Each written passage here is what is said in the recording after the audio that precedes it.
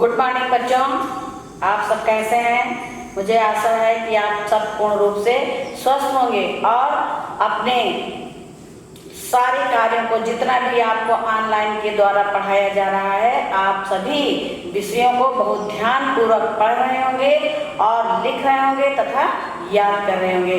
बच्चों, अभी तक हमने कक्षा 2 में, आज हम कक्षा 2 की पुस्तक भाषा सेठ के पाठ 6 बंदरों ने रखा व्रत पढ़ाने जा रहे हैं। बच्चों, बहुत ध्यान से पढ़ना। अभी तक आप लोगों ने पढ़ा पाठ 1, 2, 3, 4, 5 पाठ तक आप लोगों ने पढ़ लिया। अब इसमें आप लोगों ने ध्यान से पढ़ा। अब जो भी कविताएं इसमें आई हैं, उन कविताओं को आप लोग याद करते रहिए, क्योंकि यही कविताएं आपके पेपर में आती हैं। और जो लिखवाया जा रहा है, आप लोग उसको बहुत अच्छे से लिखिए। लिखने के बाद उसको याद करिए और याद करने के बाद अपने घर में मम्मी या पापा को उसको सुनाया अवश्य करिए। यही आपका होमवर्क है। आप पहले लिखो और लिखने के बाद फिर याद करो और याद करने के बाद सुनाओ। ठीक, अब आप दूसरा पाठ पढ़ेंगे, पाठ 6 पढ़ेंगे। पाठ 6 का नाम है बंदरों ने रखा व्रत। बच्चों, ये बहुत हास्यप्रद यानी बहुत हंसाने वाली कहानी है। इसमें इस हास्य कथा में लोगों को देखकर बंदरों ने भी व्रत करने का निर्णय किया। बच्चों, कहीं बंदर भी व्रत रख सकते हैं जो 24 घंटे खाने वाले होते हैं। इस डाल से उस डाल पर गए और इधर से उधर, इस पेड़ से उस पेड़ पर गए, फल खाए। वो हर समय उछल कूद करते हैं, फलों को खाते हैं, तो कहीं वो व्रत रह सकते हैं? नहीं। तो इस हास्य कथा के माध्यम से बताया गया है कि किसी की नकल हमें नहीं करनी चाहिए। अगर हम किसी की नकल करते हैं तो उसे दृढ़ संकल्प के साथ करना चाहिए, वरना हमें किसी की नकल नहीं करना चाहिए। क्योंकि नकल कर लेने मात्र से कोई कार्य पूरा नहीं होता है। यदि हम किसी की नकल करें तो वो कार्य हम पूरा नहीं कर सकते। किसी भी कार्य को पूरा करने के लिए दृढ़ इच्छा शक्ति और धैर्य का होना आवश्यक है। सिर्फ नकल करने से बच्चों कोई काम नहीं होता है। नकल करने में भी हमें जो है दृढ़ संकल्प करना चाहिए कि हम इस काम को पूरा करेंगे। तो आइए बच्चों, इस कहानी के माध्यम से जो है हम बंदरों की कथा को जो है पढ़ने जा रहे हैं और आप लोगों को पढ़ाने जा रहे हैं। ये बहुत ही हास्यप्रद कथा है। एक बच्चे गांव होता है, गांव के बाहर नदी बह रही है। एक गांव है और उसके बाहर नदी बह रही है। और पहले के समय बच्चों, अधिकतर गांव ऐसी जगह होते थे जहाँ पे किनारे से नदियाँ बहती थी, बहुत सारे जंगल होते थे और जो है गांव के किनारे एक मंदिर होता था। तो उसी प्रकार का एक गांव है और उस गांव के किनारे एक नदी बहती है और नदी के किनारे बच्चों एक पुराना मंदिर है। उस मंदिर में बहुत से लोग जो है पूजा प्रार्थना भगवान की करने आते हैं। कोई प्रसाद चढ़ाने आता है, कोई पूजा करता है, कोई आरती करता है। प्रतिदिन लोगों की भीड़ वहाँ पे इकट्ठा रहती है। तो आप लोग भी देखते होंगे, कहीं पे भी जाते होंगे, जैसे आप लोग जाते होंगे, आपका हनुमान मंदिर है, यहाँ पे आप जाते होंगे और देखते होंगे यहाँ पे बहुत सारे बंदर रहते हैं। तो उसी प्रकार उस गांव में भी मंदिर के पास बहुत सारे बंदर रहते थे। अब जहाँ पे मंदिर था वहाँ पे बहुत सारे फलों के पेड़ थे, जैसे आम का पेड़ था, केले के पेड़ थे, जामुन का पेड़ था। इस तरह के अनेक फलों के पेड़ वहाँ पे थे। तो बच्चों, बंदर वहाँ पे बहुत सारे रहते थे। उनमें से एक बूढ़ा बंदर था, तो उसने अपने सारे बंदरों से कहा कि यहाँ पर सभी लोग व्रत उपवास करके भगवान की पूजा करने आते हैं, चलो आज हम सभी लोग जो है व्रत रखते हैं। तो बूढ़े बंदर की बात सभी बंदरों ने मान ली और मानने के बाद सभी ने कहा हाँ ठीक है, हम सभी लोग आज व्रत रखते हैं। अब सभी लोगों ने बच्चों व्रत रखा। अब व्रत रखने के बाद जो है उनमें से एक बंदर बोला कि व्रत रहेंगे तो हम व्रत को किस चीज से तोड़ेंगे। तोड़ने का मतलब समझते हो बच्चों, जब व्रत हमारा समाप्त हो जाता है तो हम कुछ खाते हैं और उसी को कहते हैं व्रत का तोड़ना। तो बंदर ने कहा कि जब हम व्रत रहेंगे तो क्या खा करके हम व्रत को तोड़ेंगे। तो जो है जो बूढ़ा बंदर था उसने कहा कि हम फल को खाकर यानी केले को खाकर अपना व्रत तोड़ेंगे। वहाँ बहुत सारे केले के पेड़ थे, तो उसमें से जो है जो बूढ़ा बंदर था उसने कहा कि जब हम पूरा दिन उपवास रखेंगे, व्रत रखेंगे, तो हमारे शरीर की शक्ति समाप्त हो जाएगी।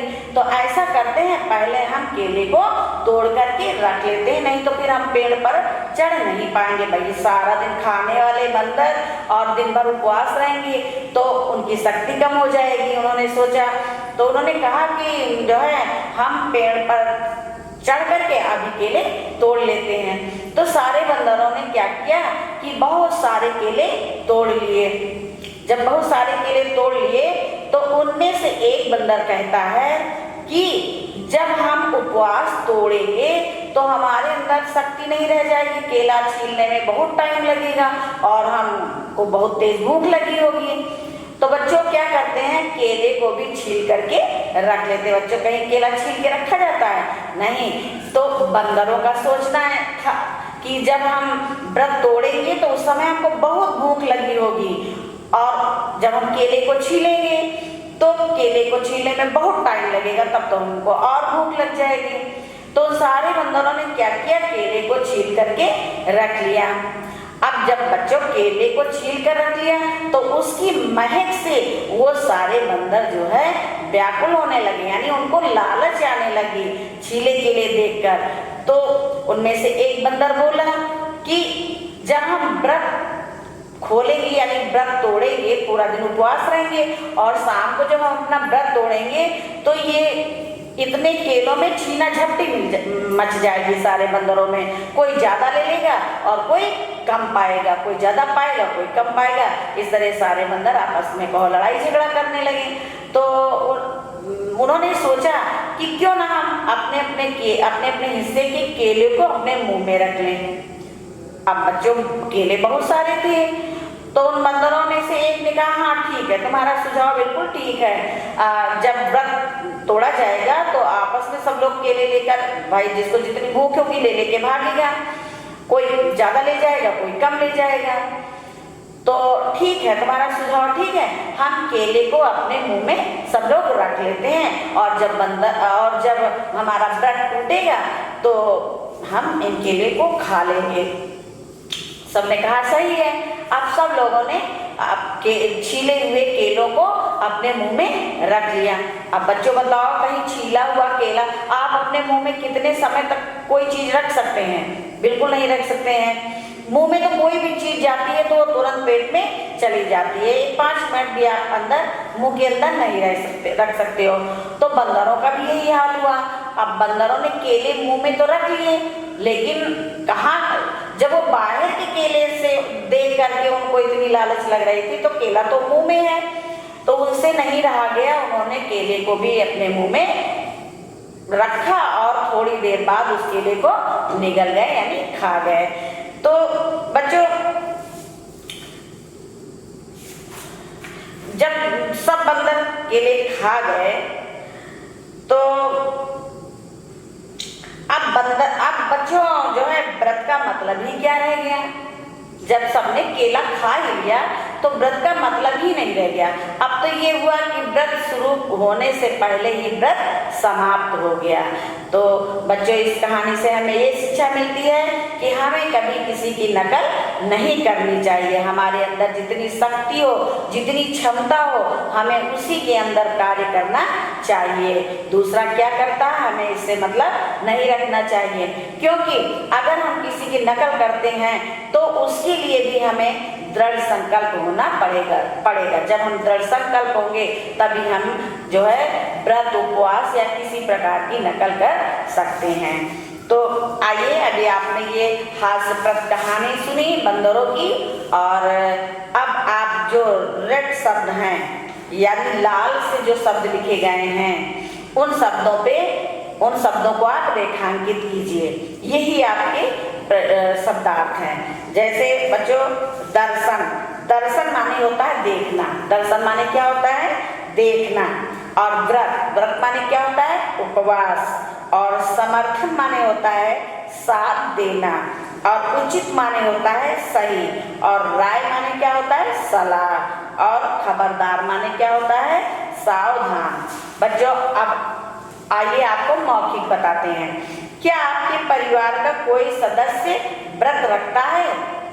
तो हाँ, हमारे परिवार में, आप लोगों के परिवार में मम्मी पापा भाई बहन व्रत रखते होंगे। तो ये तो आपको अपने आप ही उत्तर देना है। वैसे तो होगा हाँ, मेरे माता पिता व्रत रखते हैं। दूसरा है, अगर मंदिर के पास केले की जगह नारियल का पेड़ होता तो क्या होता? तो बच्चों बंदरों का व्रत पूरा हो जाता, क्योंकि बंदर नारियल के पेड़ पर नहीं चढ़ सकते थे। और जब वो पेड़ पर चढ़ते नहीं तो फल तोड़ के लाते नहीं। इस प्रकार उनका व्रत पूरा हो जाता है। तीसरा है, अगर आपको व्रत रखना हो तो आप क्या खाकर व्रत तोड़ेंगे? तो ये भी आपके ऊपर निर्भर करता है। आप फल खा करके तोड़ेंगे या घर में जो भी कुछ होगा उसको खा करके तोड़ेंगे, ये तो आप ही बता सकते हैं, ये स्वयं करेंगे। अब आइए, क्या समझा पाठ से? ये है लिखित प्रश्न उत्तर। तो बच्चों जैसे है लिखित प्रश्न उत्तर में है, नदी कहाँ बहती थी? नदी कहाँ बहती थी? तो नदी कहाँ बहती थी? आपने पाठ में पढ़ा, नदी गांव के बाहर बहती थी। नदी कहाँ बहती थी? नदी गांव के बाहर बहती थी। दूसरा प्रश्न है, मंदिर के आसपास कौन से फलों के पेड़ थे? तो आपने पाठ में पढ़ा कि मंदिर के आसपास आम, केला और जामुन के पेड़ थे। बंदरों ने पहले ही केले क्यों तोड़ लिए? बच्चों बंदरों ने पहले केले इसलिए तोड़ लिए, उन्होंने सोचा कि जब हमारा व्रत टूटेगा तो हमारे अंदर शक्ति नहीं रहेगी, इसलिए उन्होंने फलों को पहले से यानी केले को पहले से तोड़ करके रख लिया। बंदरों ने पहले ही केले छील कर क्यों रखे? अब इसका उत्तर है, केले छीलने में बहुत समय लगता। केले जब उनका व्रत टूटता तो केले को छीलने में बहुत समय लगता, इसलिए उन्होंने केले पहले से ही छीलकर रख लिए। बंदरों ने पहले ही केले मुंह में रखने का फैसला क्यों किया?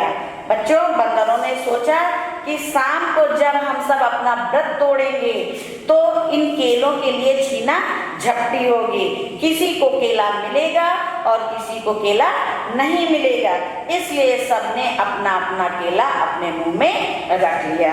अब आइए बहुविकल्पीय प्रश्न देखिए, मंदिर के आसपास पेड़ों पर कौन रहता था? गिलहरियां, बंदर, तोते। तो कौन रहता था? बंदर। बंदरों को क्या खाकर व्रत तोड़ना था? 3 ऑप्शन है, आम, जामुन, केले। तो क्या खाकर व्रत तोड़ना था? केले। अब आइए रिक्त स्थान में। रिक्त स्थान में गांव के बाहर एक बहती थी। 2 ऑप्शन है, नहर और नदी। तो बच्चों क्या बहती थी?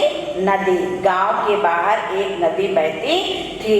बंदरों ने मिलकर बहुत सारे तोड़ डाले। क्या तोड़ डाले?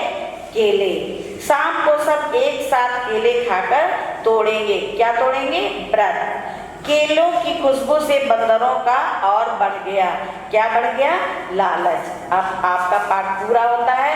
इस पाठ को आप ध्यान से पुनः पढ़ेंगे, पुनः एक बार फिर पढ़ेंगे और उसके बाद जो आपकी नोट्स बुक है उसमें आप अच्छे से लिखेंगे और लिखने के बाद उसको उसी दिन याद कर डालेंगे। धन्यवाद।